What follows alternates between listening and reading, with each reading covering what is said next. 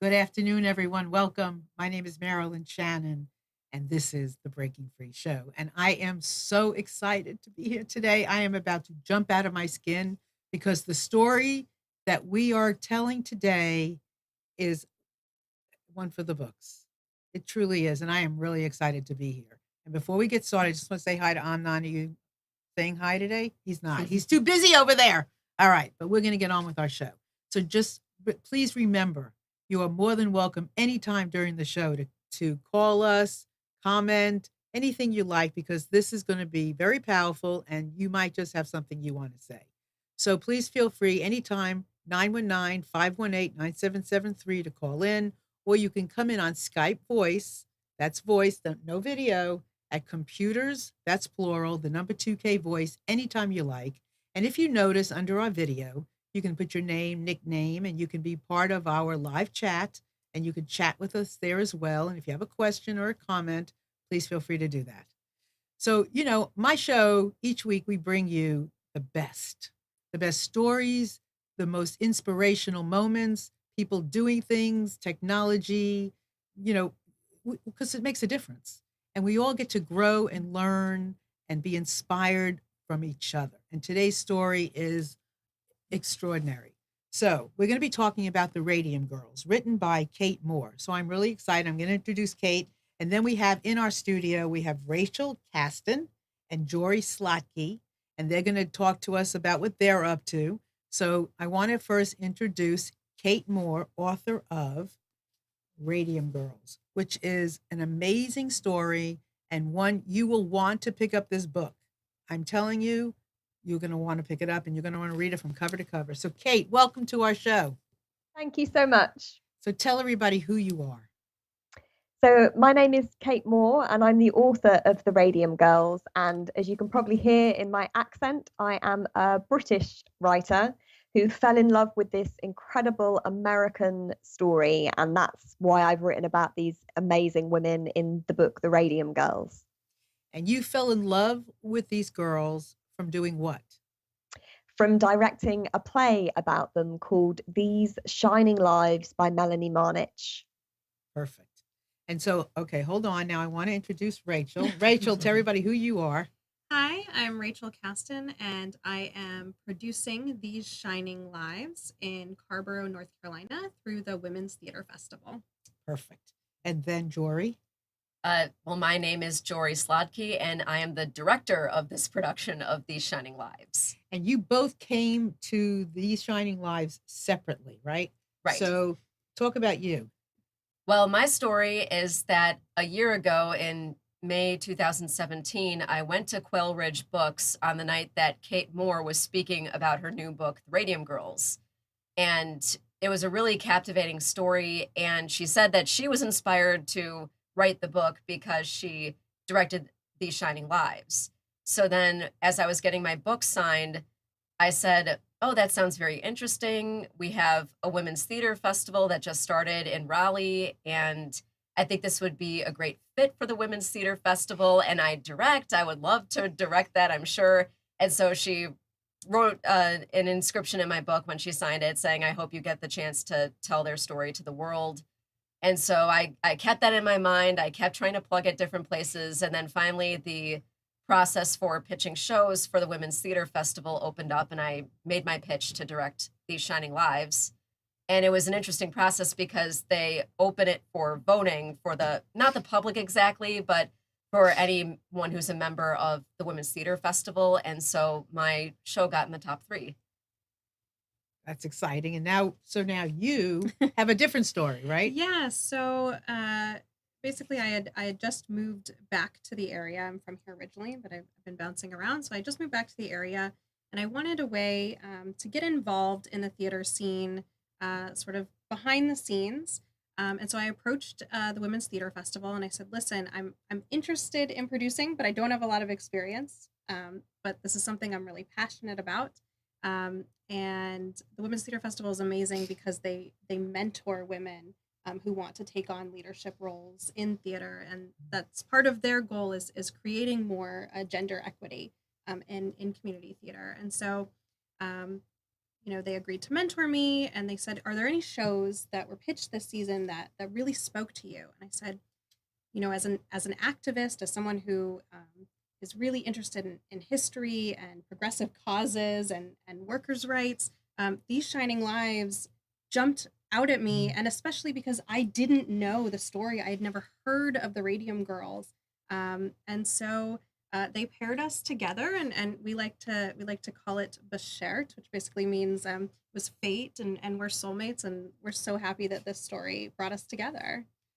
I mean, just the way everyone showed up here is a story in itself, and we'll go into that at some point. So, Kate, Yeah. why don't you start by telling us about this story? Well, as you've said from the top of the program, it is the most incredible story. It's inspiring, it's heartbreaking, it's infuriating, and it is the story of the Radium Girls. Now, we keep bandying this phrase about who were they? Well, they were actually very young women, teenagers, most of them, who worked in the First World War and the Roaring Twenties, painting numbers on watches and dials with a luminous glow in the dark paint made from radium, hence the name the Radium Girls.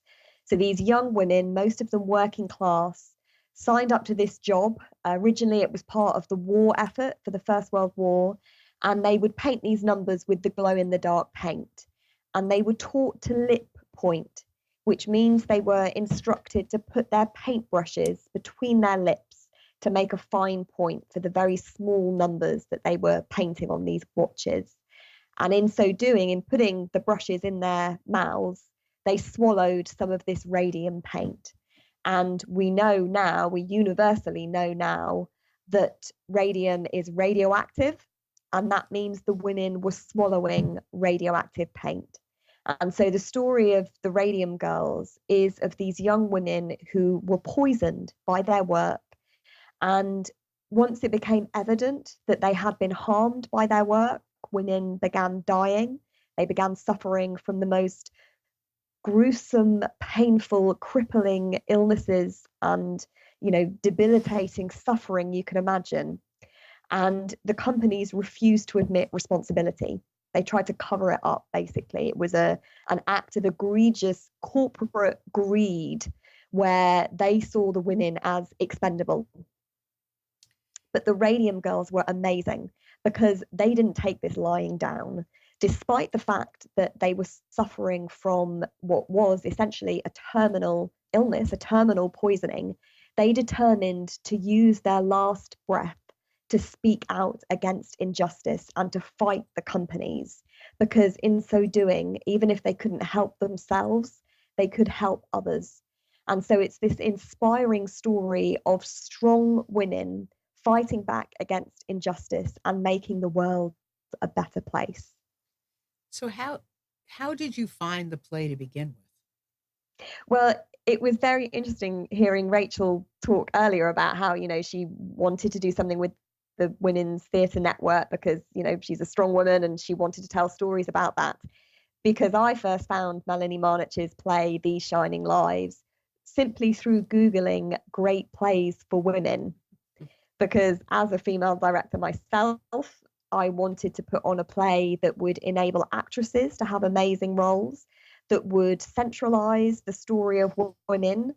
And that was how I found the play. I didn't really know anything about the Radium Girls, and I simply, read Melanie's script and it immediately connected with me.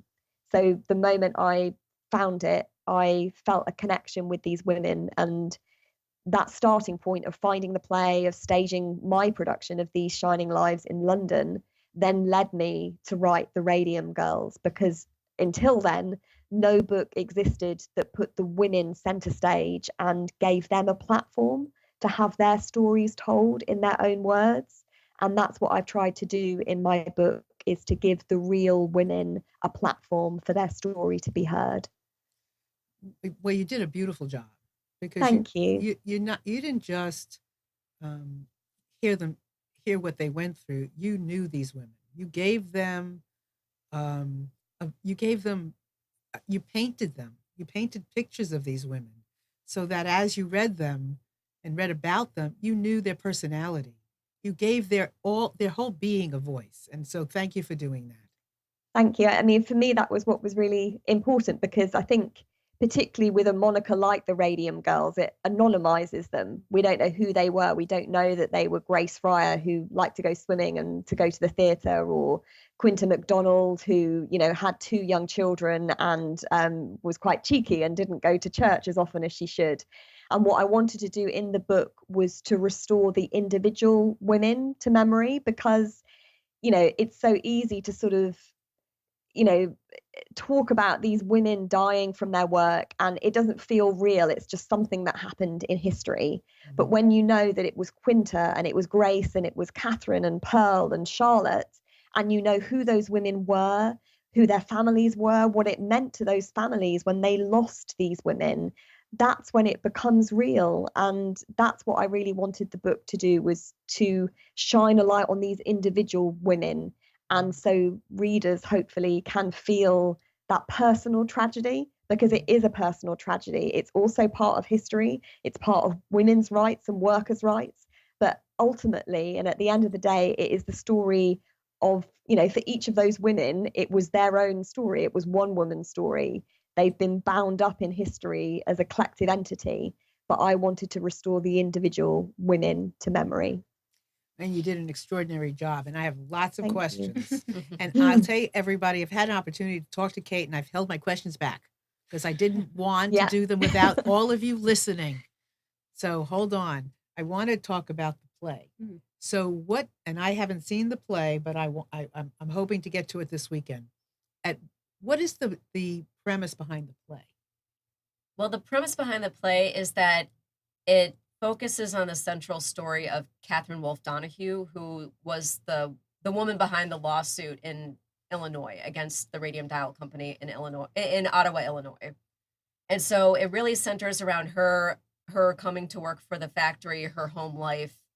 And then as they all get sick, they decide that she's going to be their representative because, as the lawyer says, they need to pick the person who's the most messed up.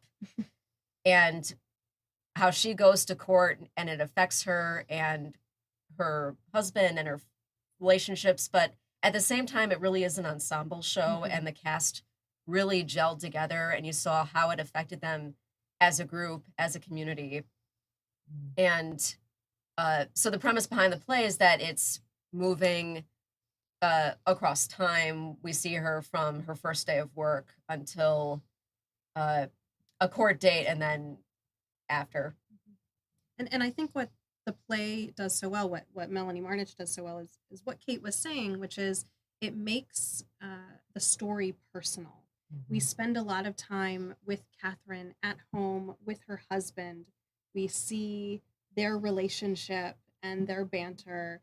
We see the camaraderie between the girls at work and how they spend their time together, and they have their quibbles just like anyone else. And I think instead of putting these women on a pedestal or making them seem out of reach, we see that they are human and they have families and friends. And we see there's one scene where we get to learn a little bit about Catherine as a mother that's just heartbreaking, because it's after she realizes that she's dying. And I think because Melanie was able to tell the story in such a personal way, the play is much more affecting than if it was, a piece about the Radium Girls as a Advocacy. group. Right. Right. Yeah. And I have to say, obviously These Shining Lives is how I discovered this story. It is one of the most beautiful plays I've ever read, I think. And I would really urge people, in North Carolina to go and see it, because it is just an incredible story. It's so powerful. And I think one of the things that attracted me to it as well is that it isn't all heartbreaking. It is heartbreaking, it is powerful, but it begins with these women, at the sort of most happy times in their life, when they're, one of the tragedies of the story of the Radium Girls is the women thought they were lucky to get these jobs. And so the play begins, and it, has a lot of humor in it. It's all about the banter between the girls and those friendships, and seeing those friendships being established. And it's set in the Roaring 20s. So, there's a lot of, there's one character in the play who is all about the sort of gin swigging and smoking Yeah. and sort of flirting. And, they're just, it's just wonderful to see these women brought back to life on stage. And that's the thing that's so powerful about seeing a theatre company stage the story of the Radium Girls, is because these women literally live in front of your eyes again, and you go on that journey with them. So I really would urge people to go and see it if you can, because it's incredibly powerful. And one of the most powerful things is, they were like 11 years old and up. We're not talking about like 30, 40, 50. Not that that would matter, but these were No, young babies. Yeah, it makes it even more tragic, doesn't it? As you say, some records show that some of the youngest Radium girls were 11. So in my book, I start with the story of Catherine Sharp, who was just 14 on her first day on the job. That's how young these women were. And so I have a question. I want to get into the story, and I want to talk about their families and what it means to us now. But one of my questions is, and maybe I missed something, but if Pierre and Marie Curie discovered radium and they knew that it was this dangerous, then how did this happen? Kate, Well, how did this happen? yeah, that is the $1 million question, isn't it? And the answer is that people knew that large amounts of radium were dangerous. They knew that from the turn of the century, after it was discovered in 1898. And obviously, we're talking about women dial painting in the First World War and the Roaring Twenties. So 20 years later. But the problem was they knew a large amount was dangerous, and they wondered what happens if you only use a small amount. And companies, and it's important to say it was companies, did research to find out what happens if you only use a small amount. And they wanted to harness the power in a small amount because we knew a large amount was dangerous. It would destroy human flesh, but people used it for medical reasons. So even to this day, you hear of radiotherapy. Radium is used to treat cancer, as it was at the turn of the century, with remarkable results. Even now it can help to reduce cancers, to cure, not to cure it, but to give people more time and to destroy tumors. And so people thought, well, it's too dangerous to handle in a small amount, in a large amount, but maybe a small amount could be beneficial for health, because if it can treat cancer, what else could we use it for? And radium therefore developed this reputation as a cure-all. So you could actually go into your drugstore in the First World War and the Roaring Twenties and buy radioactive pills to help with anything from hay fever to impotence. They sold it for everything. But it's important to say that the people funding the research that led to all these products, that led to it being put in chocolate and butter and milk and all these things as a health tonic type thing, it was all funded by the radium firms who were making money out of radium. So they essentially looked for the results that they wanted to see. And even once evidence started coming to the fore that said even in small amounts, radium was dangerous, they didn't take it into consideration. They kept pushing the propaganda that radium was not only safe, but healthful. And therefore, when the Radium girls started to get sick, these companies came down on them like a ton of bricks. They called the girls liars and frauds. They said they were trying to palm off something on the company when it was the girls' fault. They were sick to begin with, because the radium firms didn't want this lucrative industry to come crashing down around their ears. Yeah, and the companies, they did know at some point, right, obviously, that the radium was directly responsible, and they knew, far before the girls knew. And they knew enough to have the male scientists protected. Yes, so they had equipment for the male scientists, and they paid to bury research that showed that the radium was harmful. So they knew, they absolutely knew, and they were willing to let the girls suffer because or impugn their characters. Right? So actually, a great example from the book is one of the first women to die of radium poisoning, I believe from the New Jersey factory. Molly. She had been misdiagnosed with syphilis. She actually did not have syphilis, but because that was the original diagnosis, the the company was able to use that and say, well, these are the kind of women that Right. come to work, and you can't really trust them, and they're loose. Right. And so if they get a Mhm. disease, it obviously has nothing to do with the factory. It has to do with their, immoral Right. lifestyle. Or then there was one, I think, one of them named Irene, where she died and she had been an orphan, and the company basically said, well, she was an orphan. She clearly didn't come from good stock. Mhm. She probably died of what Exactly. killed her parents. Yeah, completely. And I think it's important to say as well that the play has been mentioned, focuses on Ottawa, Illinois. Now there were actually dial painting studios all over America, and in the book The Radium Girls, I write about Ottawa, Illinois, and also New Jersey. And the girls in New Jersey get sick first, and that's so important for Illinois. And what is so shocking is that once the New Jersey girls have essentially proven that radium is demonstrably harmful, even in small amounts, even when you're just a dial painter, just using a tiny, tiny, tiny amount, it's still dangerous. And what happens in Illinois is that the companies completely lie. I mean, New Jersey tried to cover it up, they tried to wriggle out of things. But even once it was 100% proven, Illinois company continued to lie to the girls, and they actually take out full page advertisements in the local paper assuring the women they are safe. And it is, no strings attached. It is a lie. So they are continuing to kill women, without offering any protection. They are literally lying to them, because to do anything else means that business will stop.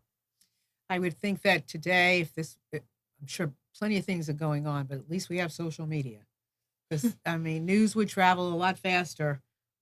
Well, that's it, and that's one of the problems, because but what was interesting about that is, so originally the Illinois women don't know about New Jersey, but then once the New Jersey girls take it to court, it becomes front page news. It actually becomes international news, because this was an international craze. It's not just happening in America. The radium craze is a global thing. And as I say, it's when it hits front page news that the Illinois company take those steps to lie. So that even once the cat is out of the bag, they are trying to stuff that cat back in and smother it, essentially. But obviously the radium leaves its signs, and the women do get sick and they do die, and then they have to fight. Those surviving have to fight back. So tell everybody about the dip, sip, and paint. Lip, dip, and paint. Dip, and paint. Tell everybody about that. Well, that's the process that the girls were using, as I'm sure is dramatized beautifully in your production of These Shining Lives. So the women literally put their paintbrushes between their lips. So that's where the lip comes from. The dip is dipping it into the radium paint, and then the paint is obviously to inscribe those numbers with the radioactive paint, which glowed in the dark. And this was the other thing about the Radium Girls. I talked earlier about how fun it was to be part of this workplace. It was a very lucrative job, but it was also very glamorous, because this glow in the dark paint would leave the women covered in the dust from the paint, because they mix their own paint, which would leave them covered in this sort of shimmering substance. And because they thought it was safe, they would also use the paint to sort of have a laugh with. So they might paint, like makeup, they'd use it on their eyelids, they use it on their dress belts and buckles, they would paint their teeth with it sometimes, or comedy moustache or something. And so the girls themselves were nicknamed the Ghost Girls, because they would shine ethereally as they walked home at night through the streets of Orange in New Jersey and the streets of Ottawa in Illinois. That was another part of the experience.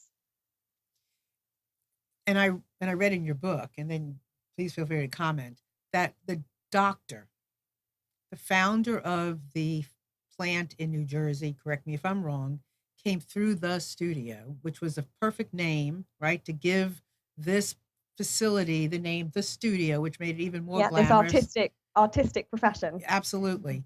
He came through and he saw them lipping, dipping, and painting, and he told them not to do it. Yeah, that was Dr. von Sahotsky. Yes, he said, do not do that, you will get sick.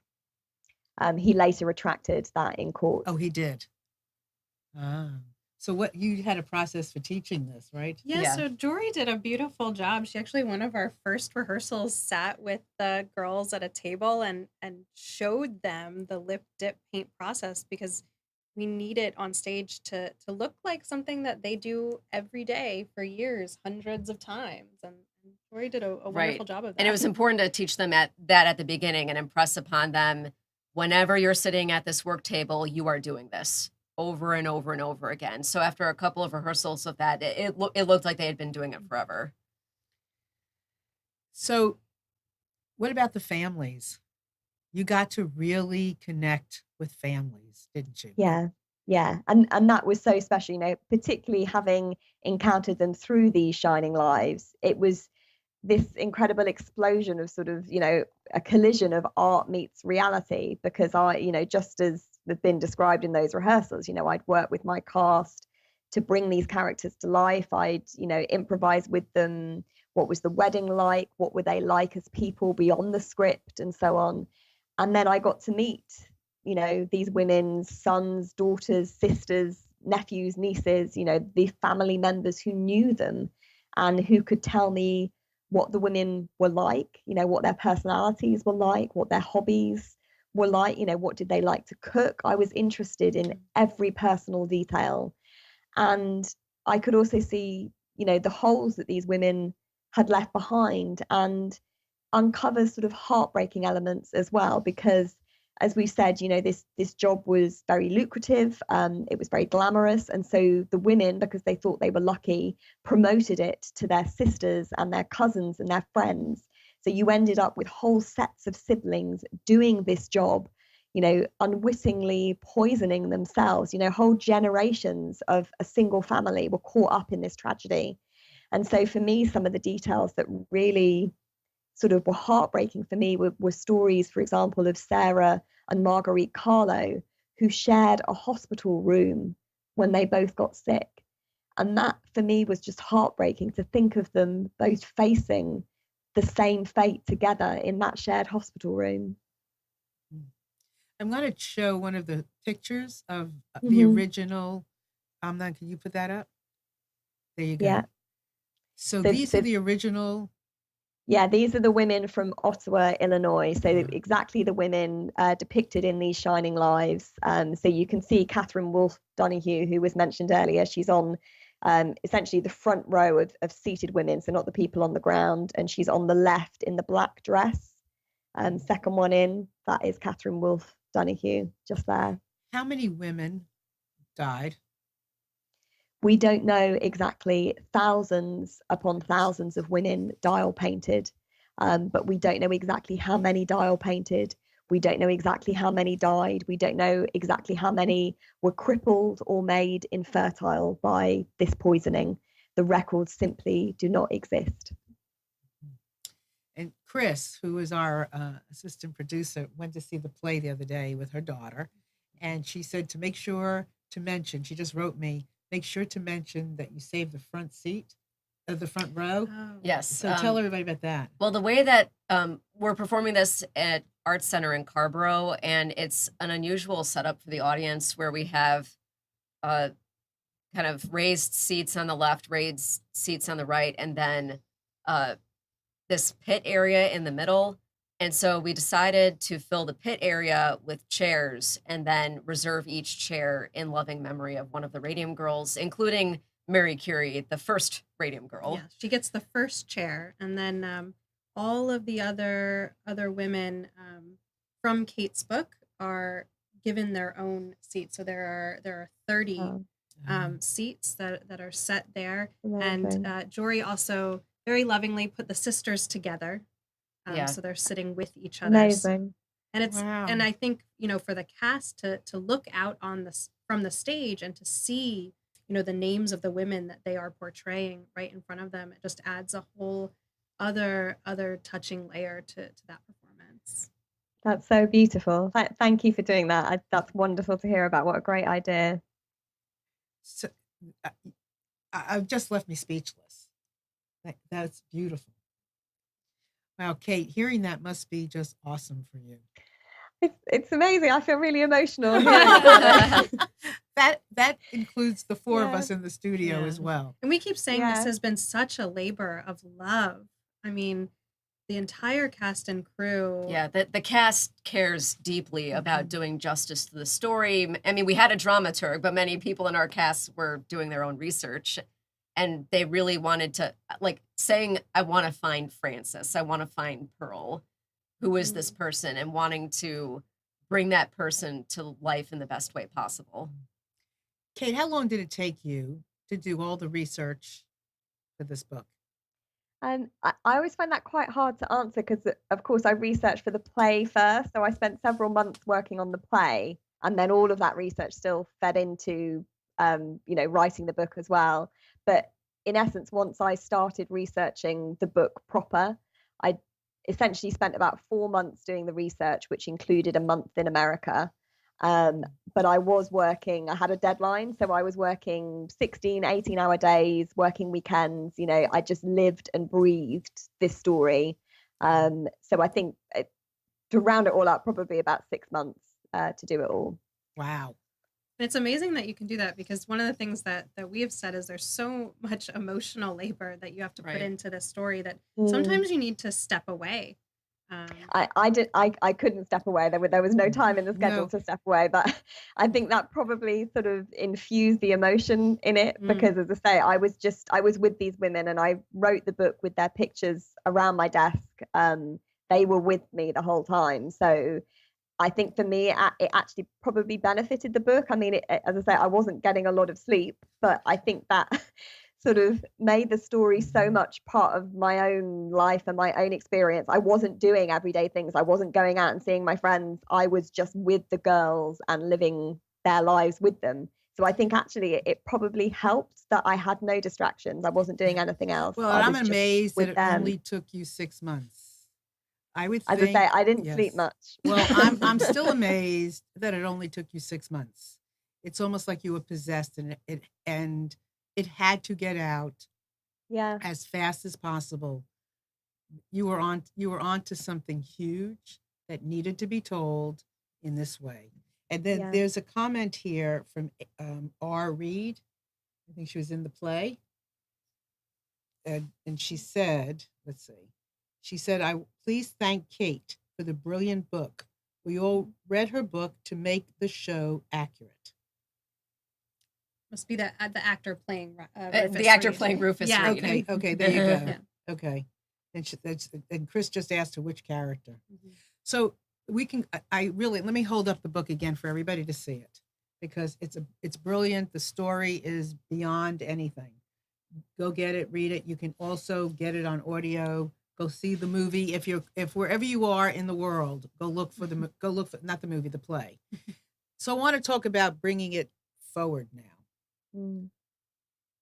Where are we with this? How has this impacted the world?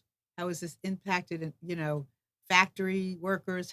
What good has this done? Well, I mean, they've left an extraordinary legacy, and I think it reaches into our lives in many different ways. So, step one, you've got the legal legacy. So, these women embarked on a groundbreaking legal case for workers' rights to say that it wasn't right that an employer could hurt their employees. And so they brought about, a host of legal changes which protected workers. And ultimately, cases such as the Radium Girls led to the establishment of OSHA, which still works today in the United States to try and reduce and eliminate workplace-related illnesses and deaths and injuries and accidents. So that's step one. Step two is the science that we've learned from their bodies, because, as I say, we didn't really understand radioactivity at the time the Radium Girls first picked up their paintbrushes. But thanks to their courage in coming forward, in insisting that doctors, study what was happening to them, that people got to the bottom of these mysterious illnesses, we now know that radioactivity is hugely dangerous.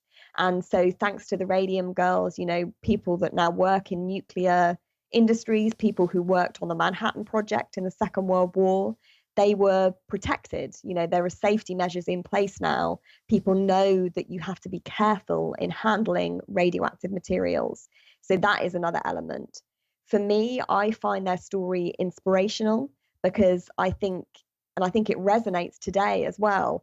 You know, these were a group of young working class women who banded together and they fought against a hugely powerful corporation that was determined to silence them. And I think, you know, often you can feel powerless when you look at what's happening around the world and you see injustice and you can't think how you can make a difference. And yet people like the Radium Girls show us that if you do keep fighting for what you believe in, you can make a difference, because they seemingly had no power and no voice. And yet they did speak out and they did make a difference. So I think they can inspire us, you know, every day to see, you know, how we can make a change in the world. So they've left us this extraordinary legacy, and it's a legacy that also has a dark side, because that, you know, that sort of free, you know, the stupid way really that we carelessly handle radioactivity in the past has left its own legacy. So in the towns where the dial painting studios were, those towns themselves became radioactive. And even today, I was back in Ottawa in Illinois, back in sort of March time this year. The cleanup is still going on. Even now in 2018, the cleanup is still going on because those communities were made radioactive by what was going on in the dial painting studios. Yeah, I would imagine that the impact has gone on for, I mean, years. Newark, Years, New Jersey decades. too. How could it have Yeah, escaped? It's in the yeah. air. Well, and exactly, and the thing was, because this was such a cover up, because the companies, you know, didn't want it to come to light, and even though these girls fought back and, you know, they embarked on these legal cases, by its very nature, the girls died. And so once they're, you know, they're not around anymore, again, people just sort of brushed it under the Oh, carpet. they brushed So we, them off too, didn't they? Yes. yeah, In they did, private, didn't they just absolutely. brush them off? Yeah, completely. That's what they tried to do. And it was only because of the Radium Girls fighting back that, you know, they've left the positive legacy that they have.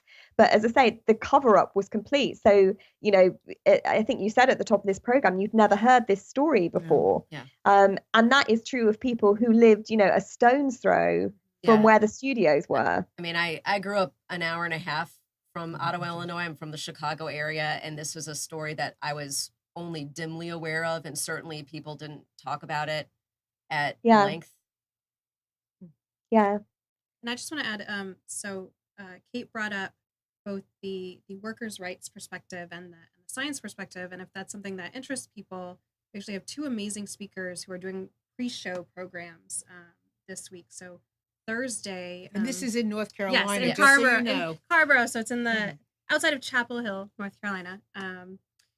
So on Thursday evening, we will have Nathanette Mayo, who is a longtime labor rights activist. She's the statewide president of UE 150, which is the Public Service Workers Union for North Carolina. And she's going to be speaking about workers' rights and basically how far we've come and how far we still need to go. And then Saturday evening, we have Dr. Robert Ryman, who is on the North Carolina Radiation Safety Commission. And he's also a professor at Duke University. And so he'll be speaking about radium and how we figured out that it was dangerous and how we take precautions now to protect both scientists and the general community Right. from radiation. And he promised to bring props. Yes, there will be props involved. We don't know what props. So if that's something that interests you, please come out. So, and in other parts of the country, how are they producing the show? Are they doing, I mean, is it going on all around? Is it spotty? Yeah, I mean, Yeah. I've seen productions of it. There actually was a production of, so there are two plays. So there's These Shining Lives is the play that we're producing, but there's also another play called just Radium Girls, which is about the New Jersey factory. Right.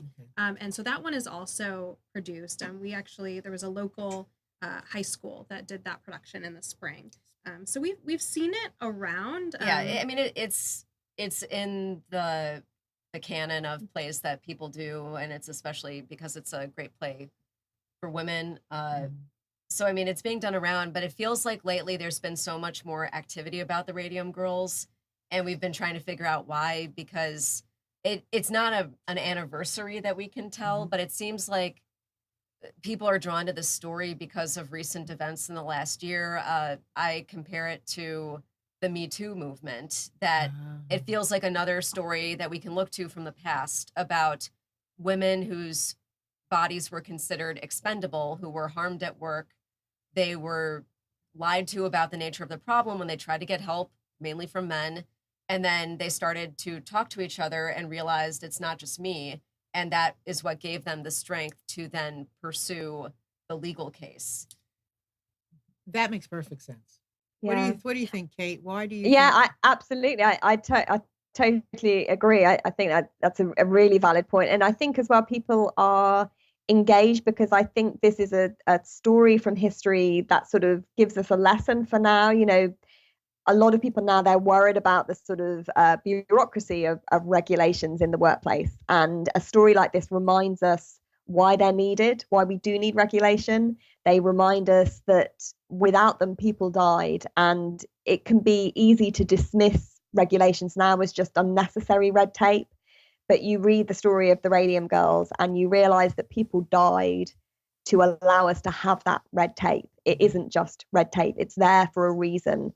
People died to protect us, to give us these protections that we have in the workplace.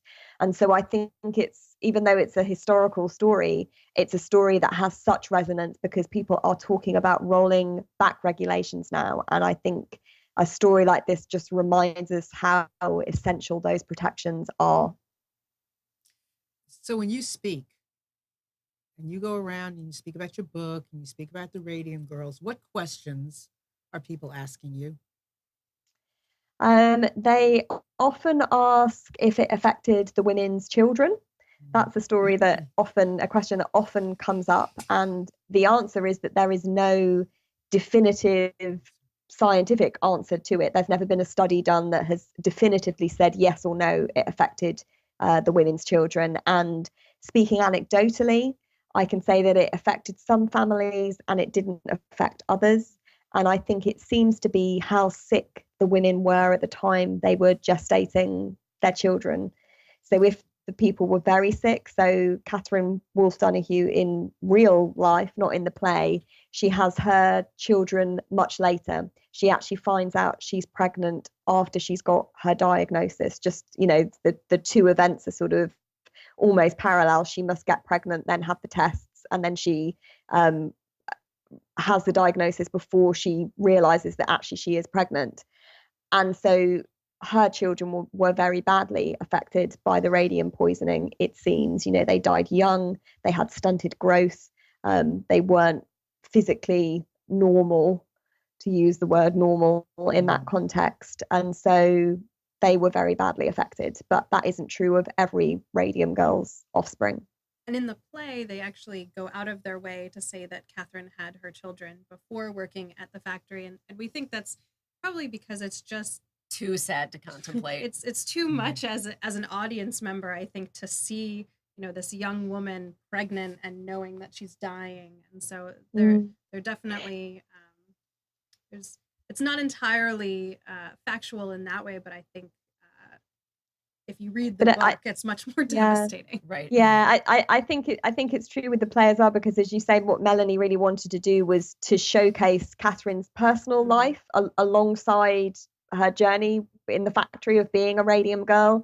And so she needed to have her having the children and the husband sort of throughout the play from day one of her job in the factory, which is why you have those lovely intimate scenes between Catherine and her husband. And you can really empathize with, you know, the loss that is coming for this man who is losing, you Yeah. know, the only woman he ever loved. And you know, that's why Melanie, I think, has made those dramatic choices. Well, these were real people.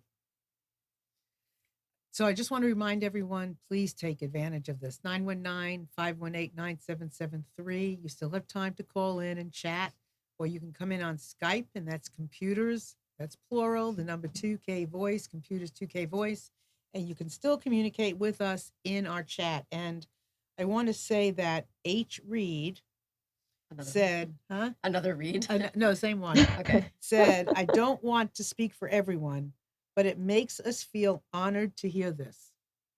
Mhm. And I had never heard their story at all, and only find out about a quarter of the people I mentioned the story to have even heard about the Radium Girls at all. It is an important story to tell more widely. Yeah, and it's like in my mind, I tend to link it with the Triangle Shirtwaist Factory fire, where that seems to get a lot more attention, and it's another story of Locally. uh, well, I mean, just in general, Okay. that people seem to be more familiar with that story about the girls who were trapped in the factory, locked in, and then the fire broke out and they couldn't escape, and that led to other labor rights changes and fire regulations, and it seems like a common thread that many women have to die of something before people pay attention. So, and there's no similar stories about men, right? Right. With men, it just takes one. It just takes one. That's it. Yeah, I think even in the book, it talks about how they didn't take radium water off of the market until a man died. Yeah. I mean, yeah, that's one of the things that's really shocking. So, as I say, the New Jersey girls sort of have this huge court case. As I say, it was international news that, is radium dangerous, isn't it? These girls are taking this company to court. And that was in 1928. But it wasn't until 1934 that actually radium was taken off the market. So because the company refused to admit guilt in that court case. And so they were free to continue marketing radium products. So the radium water that was just mentioned there was a health tonic. People drank radioactive water in the same way that we'll pop a vitamin pill today. They would drink 5 to 7 glasses a day of radium water. And it wasn't until it was a rich white man as well, not just any man. It was a rich white man, Evan Byers. And it was only when he died and gave evidence to say that the radium water he'd been drinking was responsible for his radium poisoning. It was only at that point that the Federal Trade Commission stepped in and stopped those radium products. But they didn't stop dial painting. Dial painting was still going on, and it was still going on in Ottawa, Illinois, even while Catherine and Pearl and Charlotte are sickening, and they and their colleagues are starting to pass away. That wasn't outlawed. And I think one of the most shocking parts of the story when I was researching, and when I put it in the book as well, is that the story doesn't end with the court case in the 1930s. This is a story that keeps on because radium firms kept existing. And so it's not a story with a neat ending, and it's one that keeps stretching into today. And again, just reminds us how necessary it is to be vigilant, because people do see workers as expendable. People see people as expendable, and they're not. And we need to need to know that absolutely. Well, it's murder. Yeah, it's murder. That's what Catherine's lawyer, Leonard Grossman, that's what he said. It's, corporate money-making murder. But there were so many people that had to have died from this. All the people drinking it, taking a pill, spraying it on themselves.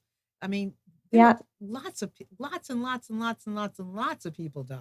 Lots and lots and lots of people dying, and sometimes not even just dying.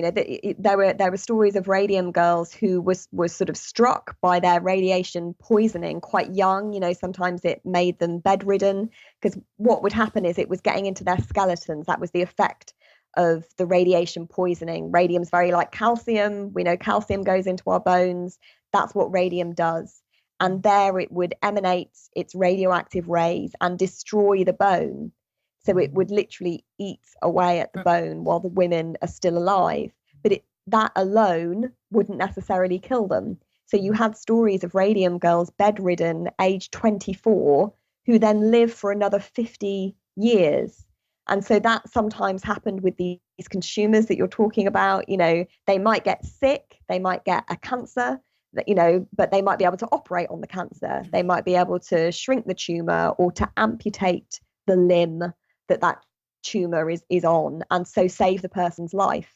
But they're still crippled. They're still struck by this horrendous degenerative poisoning that sucks the life out of them. And as I say, for me, what is just so remarkable about these women is that they were suffering so much. You can't even imagine the pain that they were in, and yet they chose to embark on this incredible legal fight that made a difference. And that is, I just think that altruism and their courage is just so extraordinary. So we have another picture I want to show. So here it is. Who is this? That's Charlotte. Charlotte. Charlotte Purcell. Mm. Yeah. Tell us And you about can see, Charlotte. Well, do Charlotte. you want to talk? Yeah. I mean, Charlotte was one of the Radium girls, and she had her arm amputated because of it, and that's probably the reason she actually lived to her 80s. And we found a quote in the book from a niece who said that she just went after life and did everything, and you would forget that she didn't have her arm. And she, I mean, if you could call her lucky, she seemed to be able to Live a full life. live a full life, and at the cost of her arm. It's hard. I mean, it's heartbreaking. It's just Yeah. and extraordinary and hopeful and everything else under the sun. So where does this take us now to? Where are we going with this? Where do Well, we I, have to I go? I think it's up to us where we go. And I think stories like the Radium Girls show us one way forward, and it's up to us to choose what kind of world we want to live in, and whether we want to listen to these voices from the past that have a lot to teach us. It's about whether we're willing to listen. And of course, what is the product that we're using today that is analogous to radium? We don't know now, but there could be something that we think is healthy or, fine that we're all using, and in 100 years people will look back and say, how could people do that to themselves? Yeah. Why didn't they know? Yeah. And I really, that's why we do the show, so that nobody who listens, who understands, who captures one of our shows, that each and every one of us have a voice, and we do not have to listen to somebody telling us how it should be, how it shouldn't be. Nobody has the right to control our minds, our hearts, our thoughts, our desires. Nobody. And all I want to do is just lay it out there and say, okay, now pick it, take it. What do you want to do with it? We each have a voice, and period. Yeah. And I think That's it's it. more important. Go ahead. I was going to say, we each have power, don't we? We have And that's the power. thing. We have the power within ourselves. We do have a voice, and it's up to us to choose whether or not to use it. And as I say, you look back at the Radium Girls and you think they chose to use their voices, and they did speak out, and they did make a difference. What was the quote at the beginning of the script? If a woman revealed her real thoughts, the world would split open. Oh, yes. Yes. Well, and I am, I'm all for everybody speaking up, because I believe that there are a lot of men who are not speaking up either, and who are following a path, following the previous man before them, following this one, following that, because they think it's what you're supposed to do. Everybody needs to speak up. Everybody needs to know. And these women that glowed, these women who shined, are the ones who are, who are now speaking, who are showing us this lighted path, and how fitting, how poignant. Yeah. And I think it's also, I was thinking about this the other day at our Saturday matinee over the weekend. We had Meg E. Bryant, a YA author, come in to speak. She just wrote a YA novel based on the Radium Girls. And so she was speaking, and we were fortunate enough to bring in a group called Young Women in Bio. That's a group in the area where they pair middle school and high school girls who are interested in STEM careers or fields with women who are in those careers. And so this group of teenage girls saw the show, and they were able to hear the author speak afterwards. And it occurred to me, we're still living in a world where people don't value the arts, and they think that arts should get lower priority funding over useful things like STEM. But this is a great marriage of the two, and it shows how they can work together. These girls have lived their entire lives being told it's important for women to be in the sciences. Women can do anything they want. Women should go into science careers. But this was them seeing a story about why that's important and showing the consequences of leaving women out of science, leadership, and conversations and the discussion. And they were able to see a story of why that's important.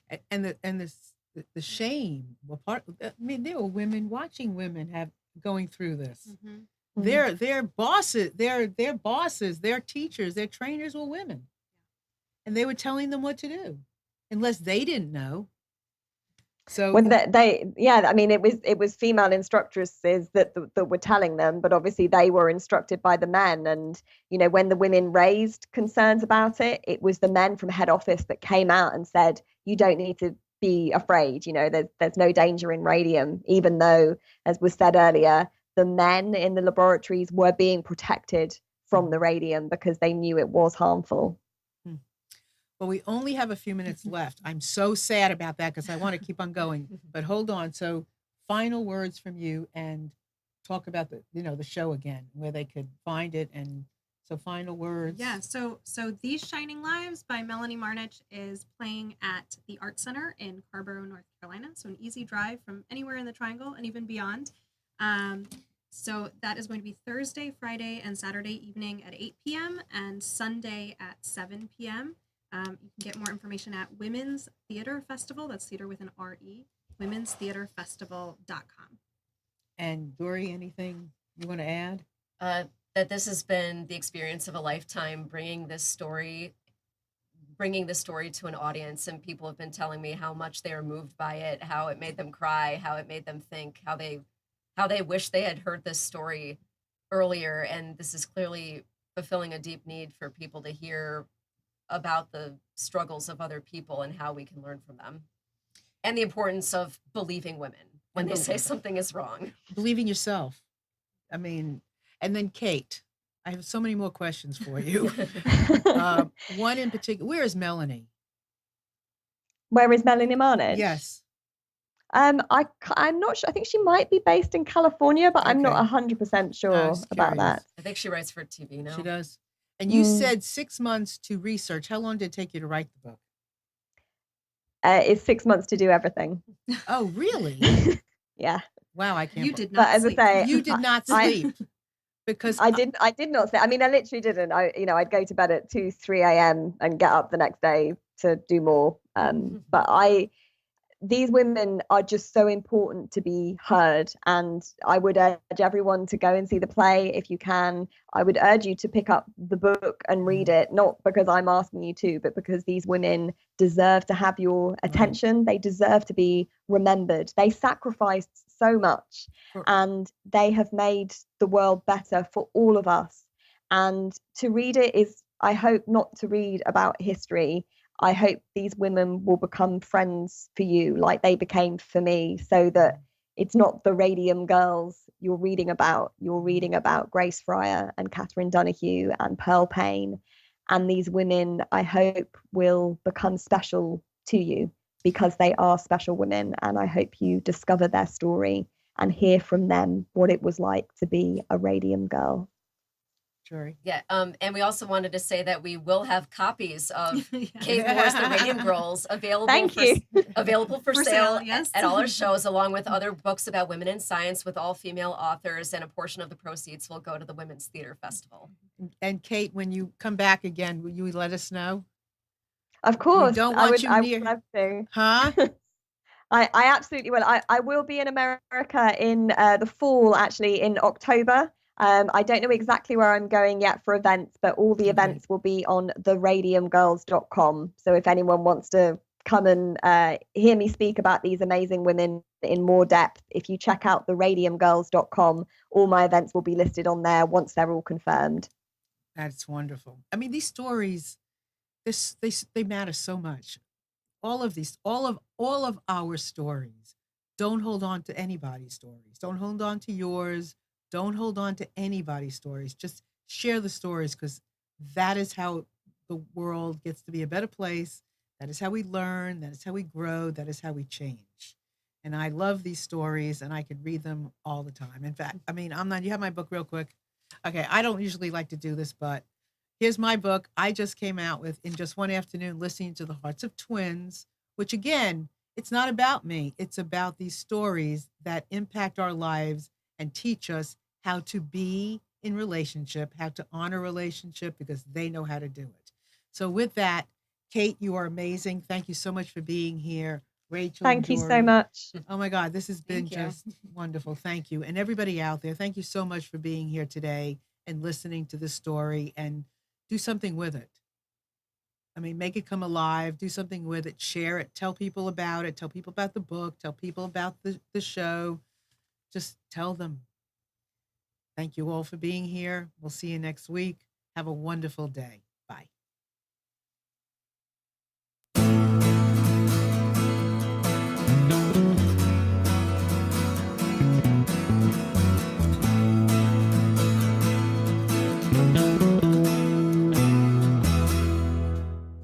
You are tuned to the Nissan Communications Network. If you tuned in too late, you can always watch each program in its entirety or download an MP3 audio file of it in the archives section at nissancommunications.com. Don't forget to subscribe to our YouTube channel, follow us on Twitter, and like us on Facebook. Sponsored by Telestream's Wirecast software, StreamingGear.com, Carolina Apparel, and DeltaForce.net.